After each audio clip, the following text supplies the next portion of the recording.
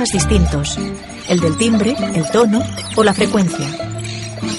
Todos estos mapas se unirán en el lóbulo parietal, donde se integrarán para dar la imagen del animal gritando. La información secundaria se perderá y esta nueva idea seguirá viajando hasta las áreas del lenguaje, donde el cerebro identificará al animal y le dará su nombre: la cotorra verde que grita. Si además esta imagen se compara con los cientos de cotorras verdes que hemos visto en nuestra vida, decidirá si su sonido nos resulta atractivo o irritante.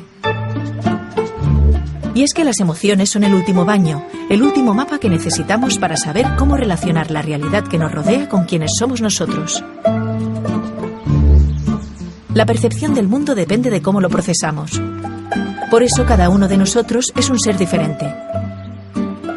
Algunos aman ciertas obras de arte, mientras que a otros no les dicen nada. Ciertos símbolos nos emocionan y otros nos dejan indiferentes. Cada persona siente su entorno de una forma única e intransferible.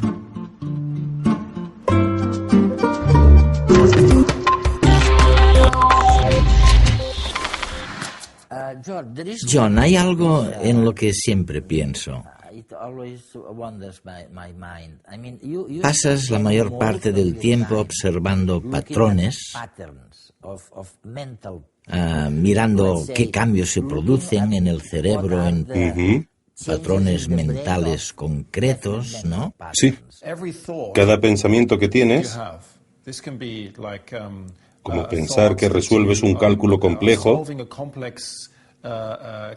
sobre algo que ocurrirá, un recuerdo sobre una pieza musical o una obra de arte que has visto o escuchado. Cada uno de estos pensamientos está codificado con un patrón específico de actividad cerebral. Y eso significa que cada vez que tienes ese pensamiento, produces un patrón específico de actividad en el cerebro. ¿Y lo puedes ver con un escáner? Con un escáner cerebral. Colocas a alguien en un escáner cerebral. Ese alguien tiene este pensamiento, y tú puedes medir el patrón de actividad cerebral que acompaña a este pensamiento. Luego tiene otro pensamiento distinto, y el patrón de actividad cerebral cambia. Ves un patrón distinto de actividad cerebral. Pero cuando le haces tener el primer pensamiento de nuevo, ves el mismo patrón de actividad cerebral que habías visto al principio. Es decir, los patrones de actividad cerebral son firmas. Del mismo modo que se puede usar una huella digital para identificar a un individuo, se puede usar este patrón especial de actividad cerebral para identificar un pensamiento que alguien tenga. Pero para ello necesitas técnicas estadísticas muy desarrolladas. Debes poder analizar los patrones de un modo muy sofisticado, lo que se lleva a cabo en un campo científico denominado reconocimiento de patrones o aprendizaje automático. Es un software parecido al que se utiliza para reconocer caras o huellas digitales y se puede aplicar también a los patrones de actividad cerebral. Permitimos que el ordenador lleve a cabo el reconocimiento de patrones. Dado que nuestros cerebros son muy buenos reconociendo patrones, somos realmente buenos, pero los patrones de actividad cerebral son demasiado complejos para que lo hagamos con los ojos, así que hacemos que un ordenador resuelva este problema.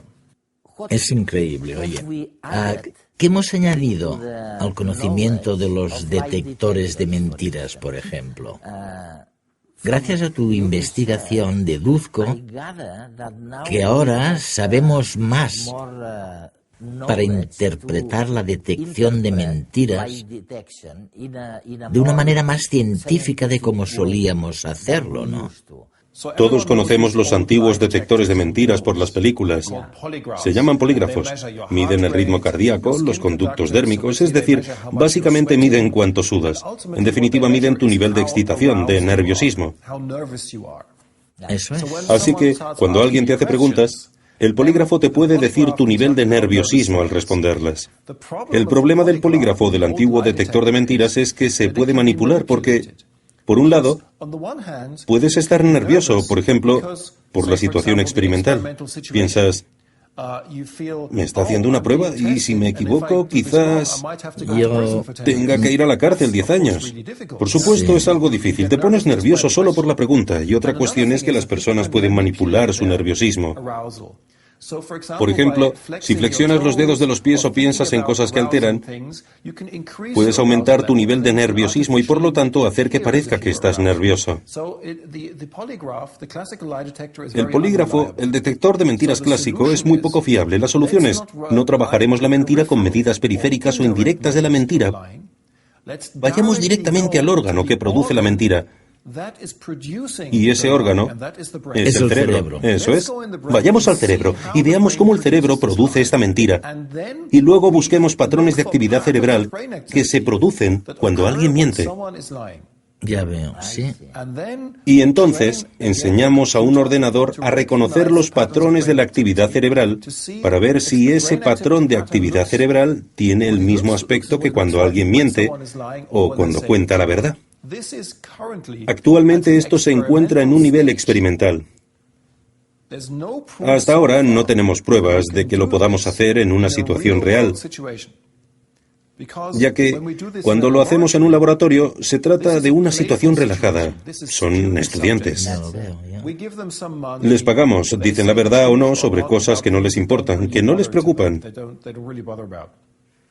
En una situación real, cuando vas a una comisaría o a un tribunal, si quisieras utilizar un detector de mentiras con resonancia magnética, primero deberías probar que esta máquina funciona en este caso. Tienes una población distinta. No son estudiantes. Frecuentemente se trata de sociópatas, personas con trastornos mentales. Y no se trata de si ganan 20 euros o no, sino de si van a la cárcel 20 años. Como puedes ver, el panorama es muy diferente y todavía debemos investigar mucho para descubrir si esta dirección prometedora va a funcionar y si algún día vamos a ser capaces de construir un detector de mentiras con resonancia magnética. Cada pensamiento, ya sea un razonamiento, un recuerdo o una ilusión, está codificado por un patrón específico de actividad cerebral.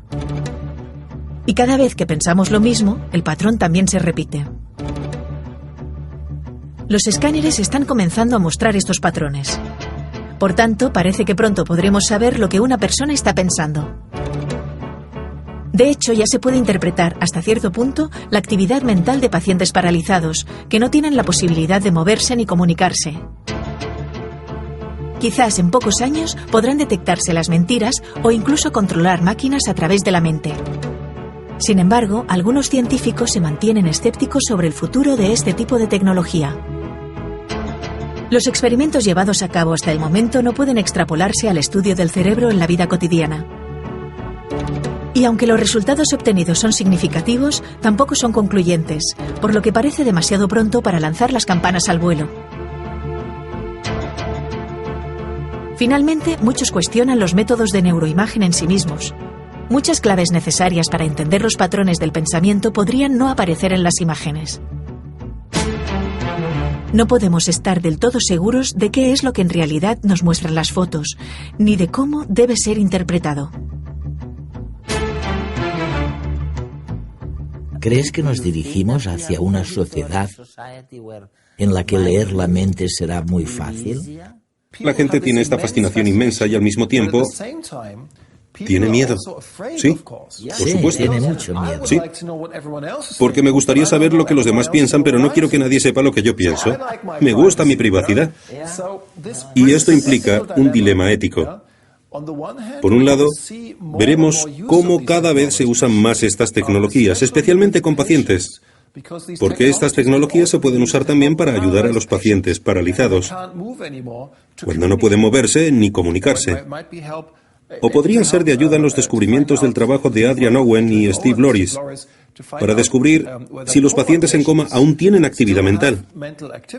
Así que hay usos clínicos. Pero existen también otros usos en los que necesitamos un debate ético. Debemos pensar, ¿queremos esto o no? ¿Queremos usar un detector de mentiras y también se le puede dar un mal uso? ¿Queremos mejorar nuestra seguridad, por ejemplo, instalando detectores de mentiras con resonancia magnética en los aeropuertos dentro de 100 años? ¿Es lo que queremos? Necesitamos un debate ético acerca del uso de estas técnicas.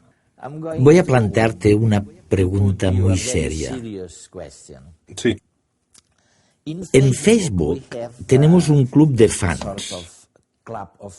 Creo que son unos 400.000. Gran parte del mundo hispanohablante, que son también fans de Redes, nuestro programa de ciencia. Y acaban de hacer una camiseta que te quería enseñar.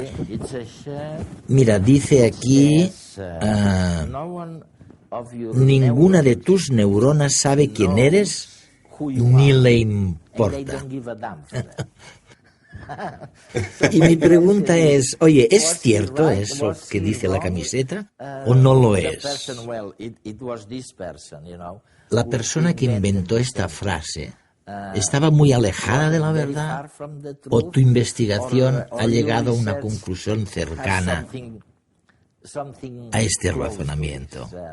Es absolutamente cierta. Lo es. Y lo es porque tu mente no es algo que tenga que ver únicamente con neuronas individuales, sino con todo el cerebro.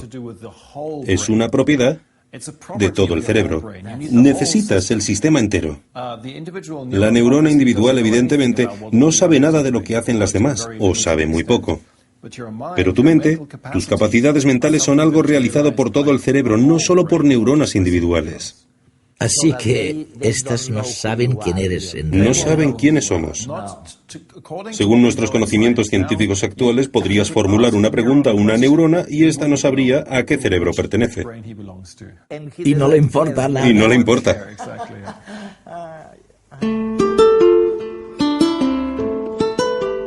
La neurociencia alterará lo que conocemos hoy por libre albedrío. Frank Tung.